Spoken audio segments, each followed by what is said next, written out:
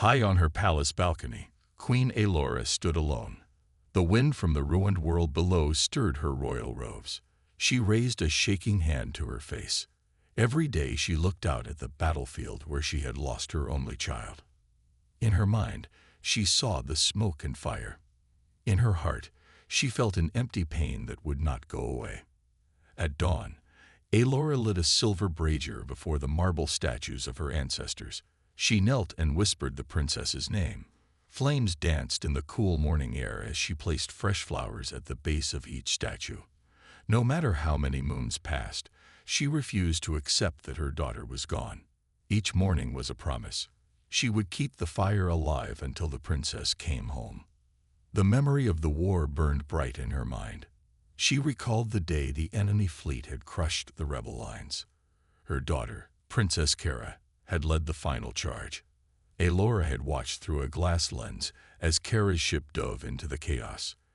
Then the signal cut out. The signal that meant life slipped away in a single silent moment. Aelora's heart had shattered like fragile crystal. She had demanded every search ship look for her child. None ever returned. Inside the palace, courtiers whispered when the queen passed. They spoke of healing and moving on. But Aelora would hear nothing of it. To admit defeat would betray everything the princess had fought for. Still, rumors crept through the halls. Some said they heard voices far from the war zone. Others claimed to have seen a lone survivor walking among the ruins.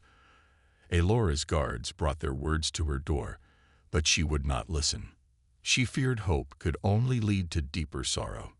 That evening, Aelora paced the great hall.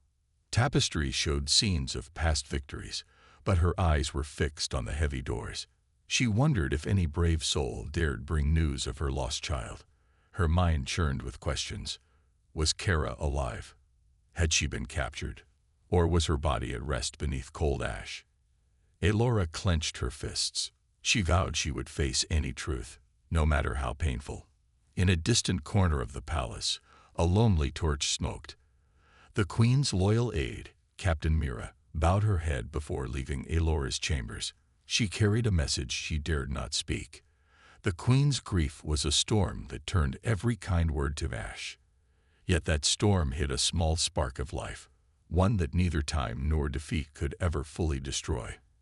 As the doors closed on the empty hall, preparation for a new dawn began in silence, and somewhere far away, fate waited to stir the embers of a mother's broken heart. At first light, the palace was quiet. The guards at the main gate stood at attention, their armor gleaming in pale morning sun.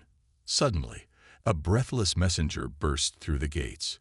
He carried a small pouch and wore a torn uniform from a world far beyond their borders.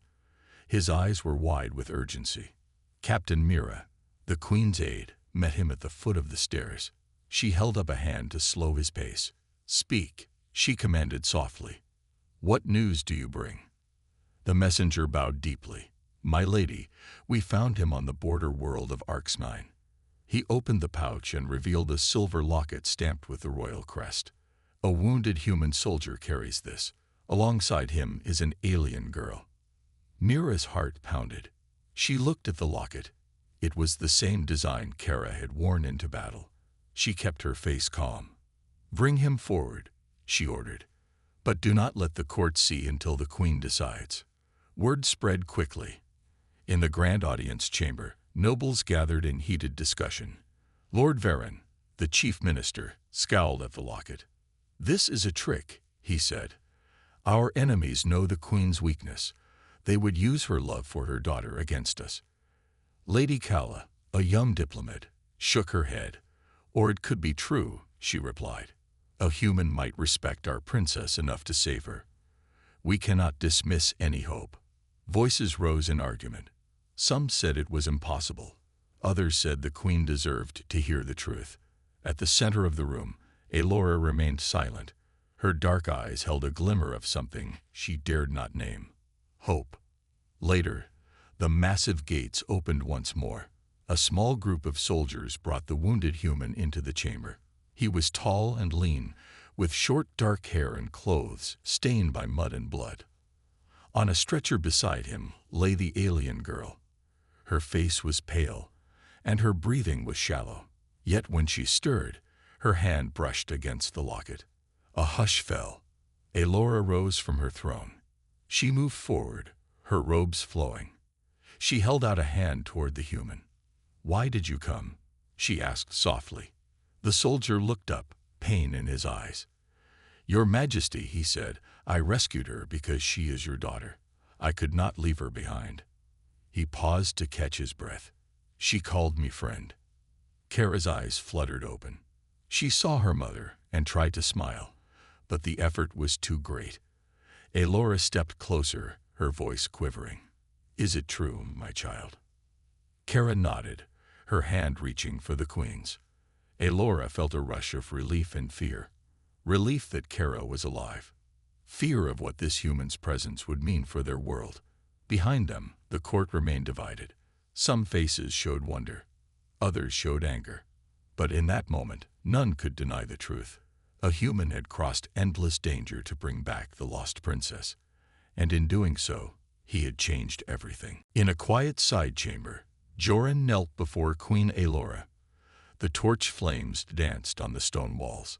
Elora watched him with steady eyes. He wore a dusty uniform, and sweat and blood stained his face. He held the silver locket in one hand. With his other hand, he placed it on the table between them. For a long moment, no one spoke but the crackle of the fire. The human began to speak in a calm voice. He said he had been part of a small rescue team on the world called Orcs 9. They found only ruins and broken ships. On the third day, he heard a faint signal from under debris near the edge of a crater. He dug with his bare hands until his palms bled. Then at last, he saw her face. Kara lay beneath a twisted beam, her suit torn. She was barely breathing. Joran told how he and 2 other soldiers lifted the beam with all their strength. They carried her to an old shelter they found nearby. There, he used a simple med kit to clean her wounds and wrap them with fresh bandages. For 3 nights, he stayed by her side, tending each cut and broken bone. The queen's voice was soft when she asked how Kara had survived so long. Joran explained that the princess had called his name when she woke. Her first word had been mother, though she did not know whose mother he was. He said the sound broke his heart.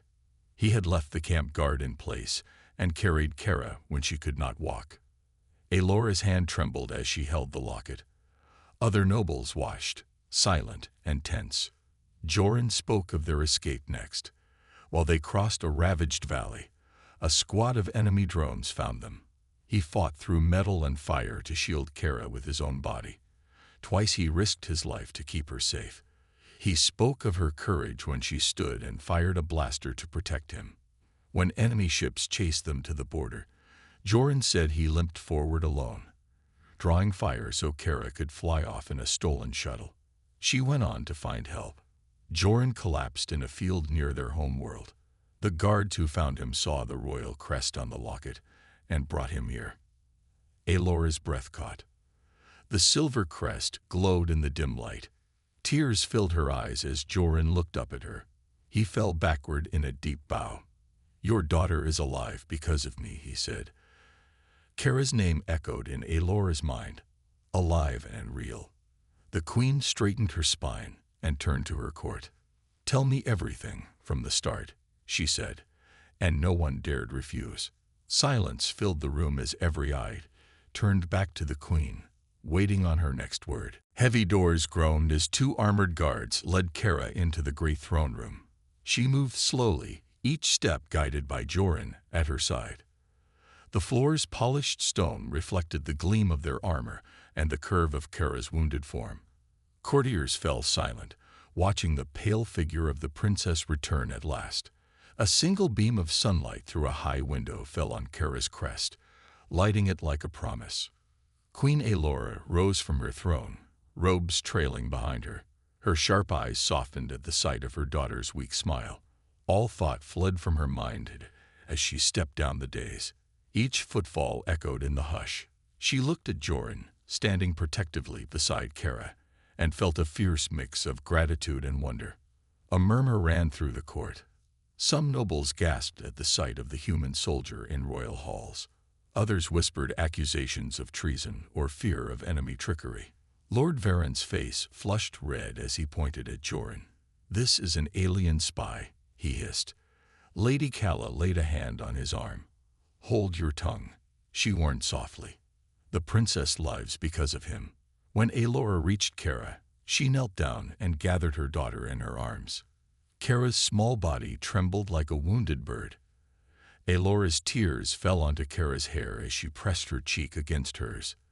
The princess whispered, "Mother, I am here." Alora held her tighter, as if she could keep her alive by sheer will. Courtiers watched in stunned silence, touched by the raw love of a mother reunited with her child.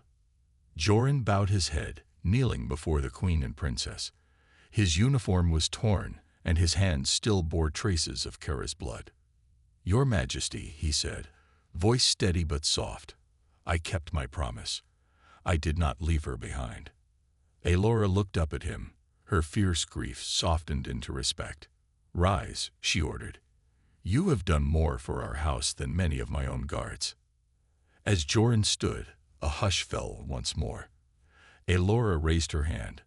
"Let all present know this day, a human saved our princess. In his courage, we see the best of his people." A murmur of surprise rolled through the hall. Some faces glowed with hope, others tightened with doubt, but none could deny the truth of the moment. Kara, leaning on her mother's shoulder, lifted her hand to Joran. The gentle gesture spoke of trust, born in shared danger. Alora released Kara and stood beside her daughter and the human hero. In that instant, the court felt a shift, a spark of something new. The alien empire had lost much in war, but it had found more in an unlikely ally. And with that shocking reunion, the shape of their future began to change. Alora led Kara and Joran into the royal gardens. The sun touched the green leaves. Birds sang in the rose bushes. Kara's steps were slow, but her eyes shone with life. Joran walked beside her with quiet pride. A calm wind brushed their faces. Statues of old queens stood along the path. Marble benches offered rest under tall trees. Alora paused by a fountain. Water spilled over its edge in a soft song. She gestured for them to sit and rest their weary bones. Kara sat on a bench by the fountain and took a deep breath. She held the silver locket in her hand as she began her tale.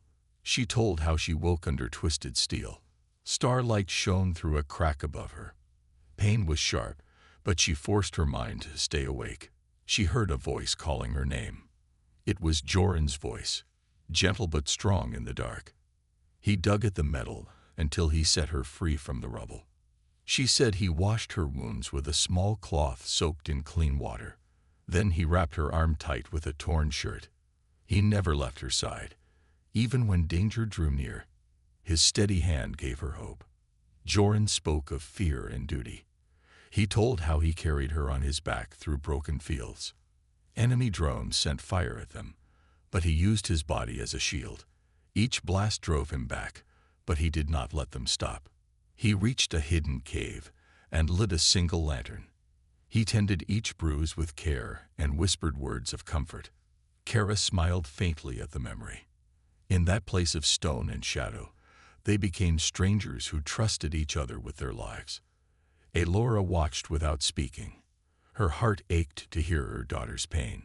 She felt fear that Kara would be hurt again. She felt pride that Kara did not yield to despair. She felt gratitude to the human who saved her child. Yet she also felt doubt from the court. Could she trust an outsider? Could her empire let a human roam the palace halls? The queen folded her hands in her lap and closed her eyes. She prayed for guidance from her ancestors. When Kara finished, silence filled the garden. Alora opened her eyes and looked at Joran. She saw his quiet strength and pure intent. She placed a hand on his shoulder and nodded. "You have my deepest thanks," she said softly. Joran bowed and met her gaze with respect.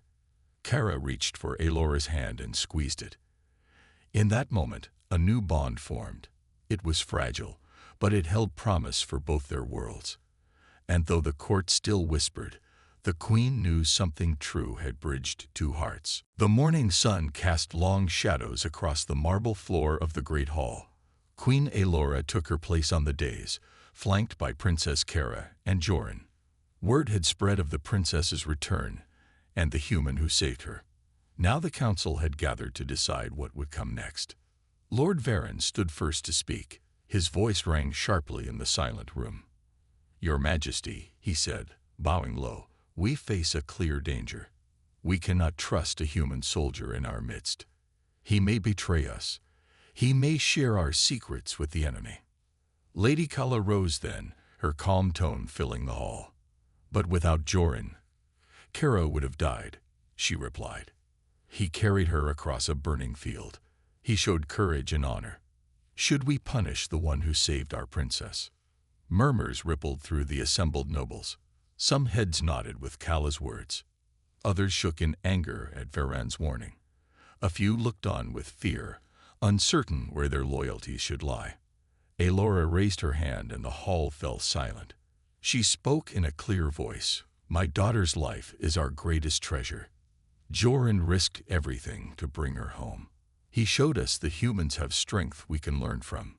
She paused, meeting each noble's gaze. "I will not let fear rule my court.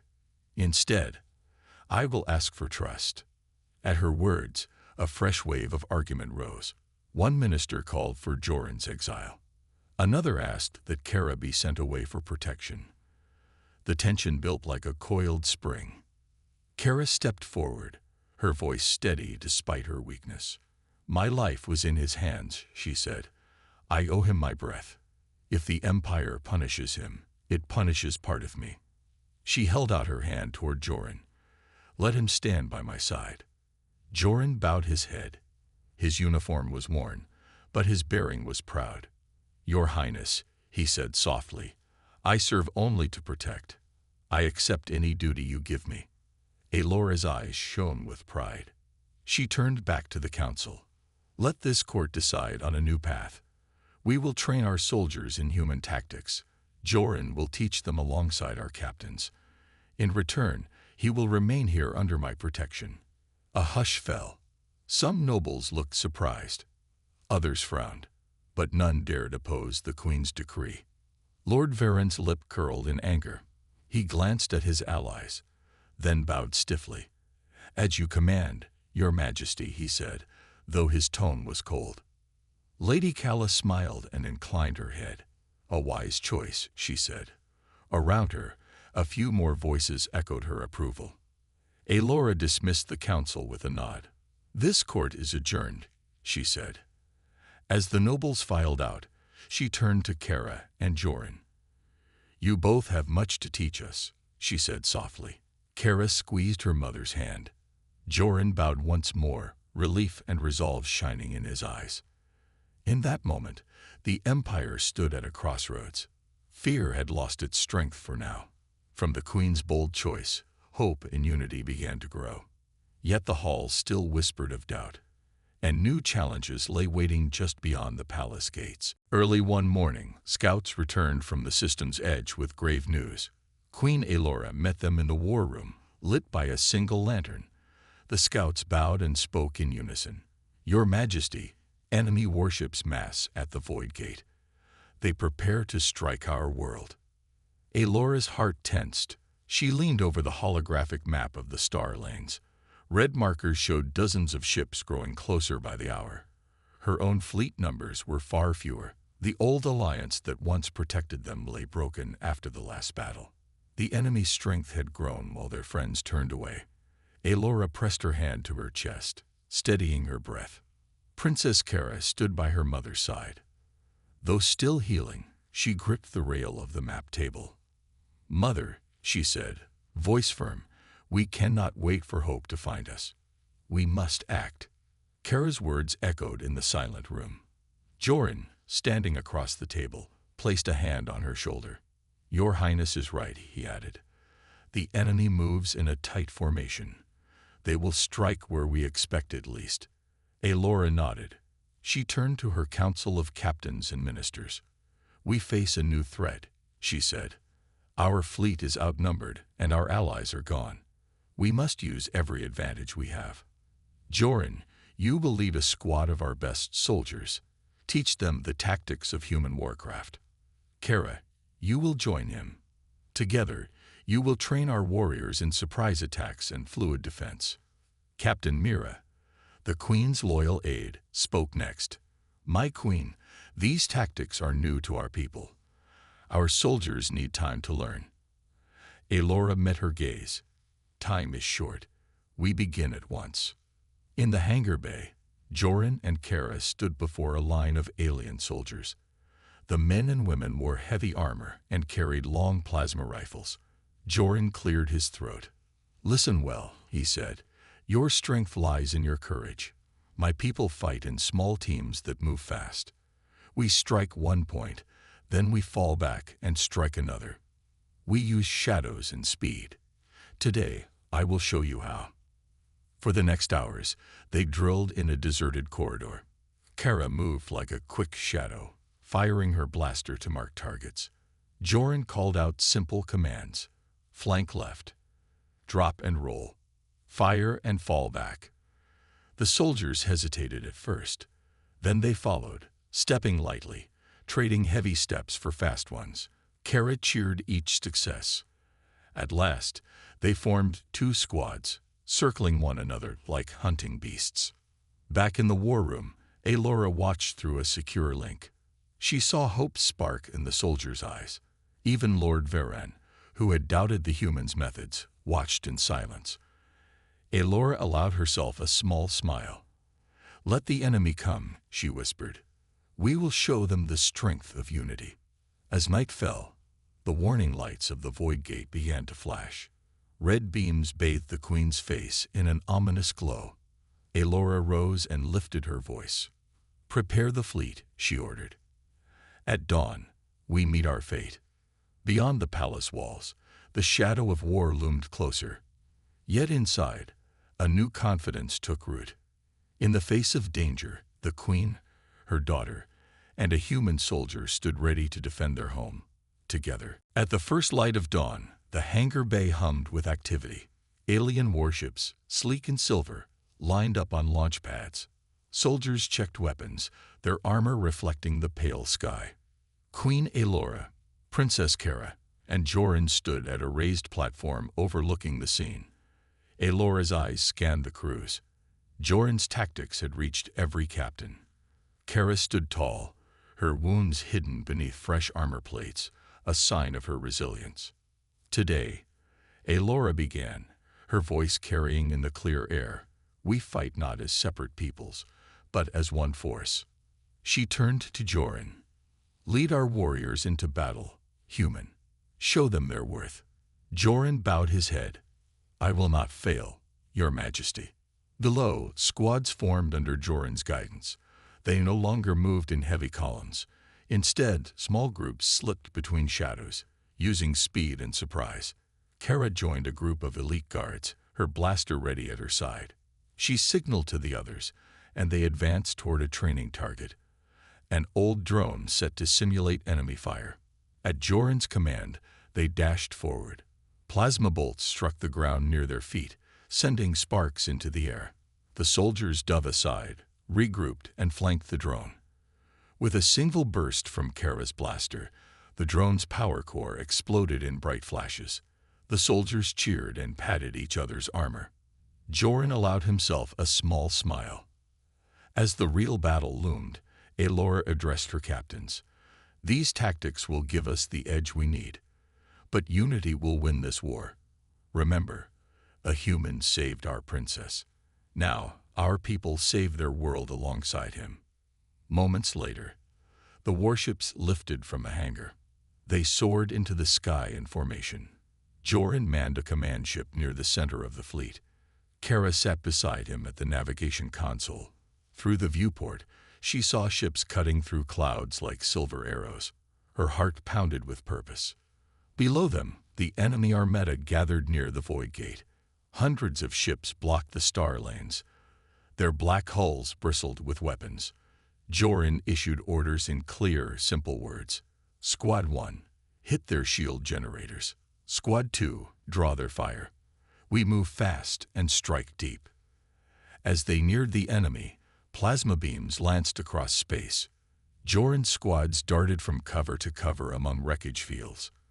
Alien soldiers used their strength to hold positions, while human-style teams flanked from the sides. Kara led her squad through a shell of debris, blasting open a narrow path to the shield control cluster. Explosions rocked the field. Joran guided the main fleet to punch through the weakened shields. Ships surged past the enemy line and struck at the heart of the Armada. The combined force of alien might and human cunning overwhelmed the invaders. Back on their ships, soldiers exchanged looks of triumph.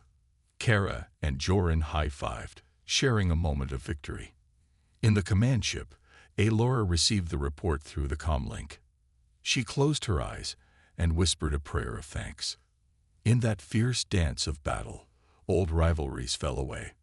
Alien warriors and human trained squads fought side by side, proving that trust could turn the tide of war. As the enemy fleet scattered, a new bond held strong among the survivors, one forged in fire, hope, and an unlikely alliance. After the fierce battle at the Void Gate, silence fell over space. Debris drifted like ghosts among the flickering stars.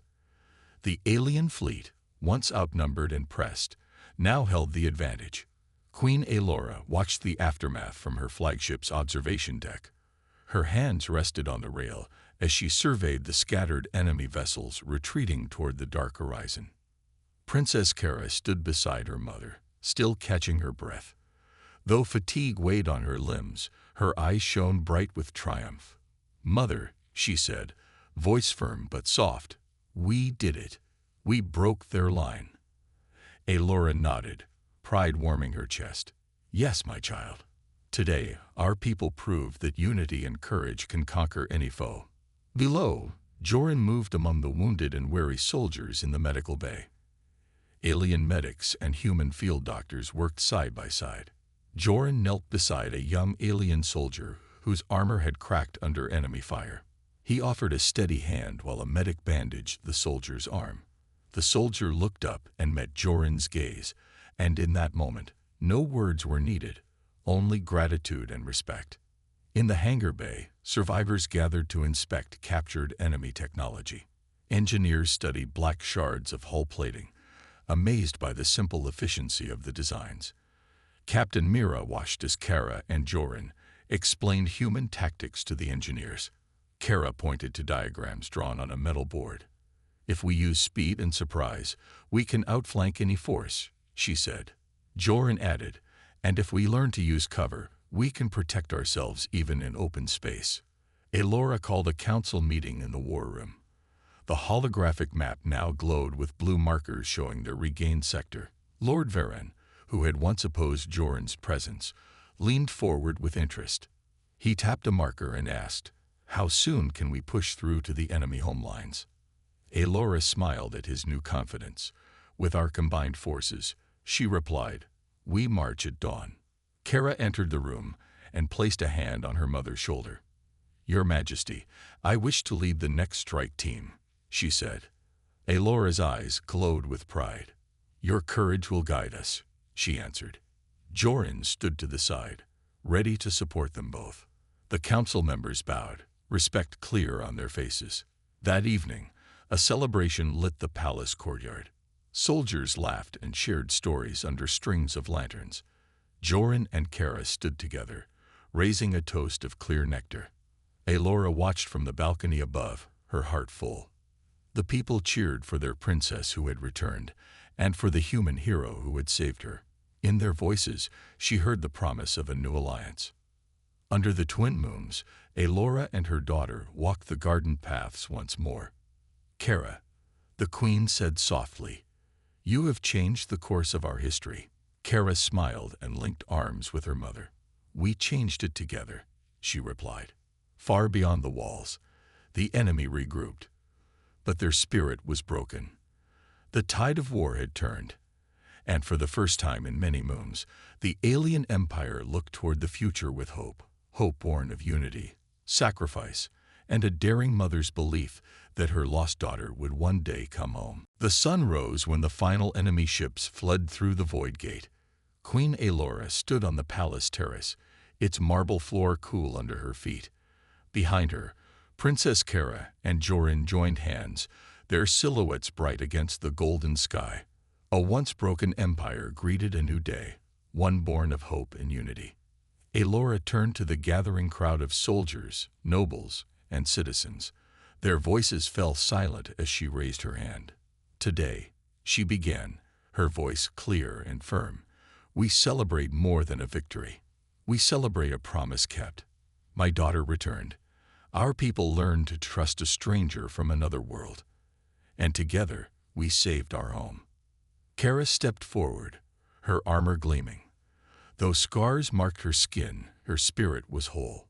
She looked at Jorin, then back to the crowd. "I was lost in war," she said, "but through the courage of this human, I found my way home, and found a friend." The assembly cheered, and Kara felt warmth fill her heart. Jorin bowed his head. He bore no royal title, yet he stood as an equal beside Kara. "I did what any soldier should do," he said simply. "I protected those in need." His words echoed through the gathering. Many wiped tears from their eyes. They saw in him the best qualities of both humans and aliens. Aelora raised her hand once more.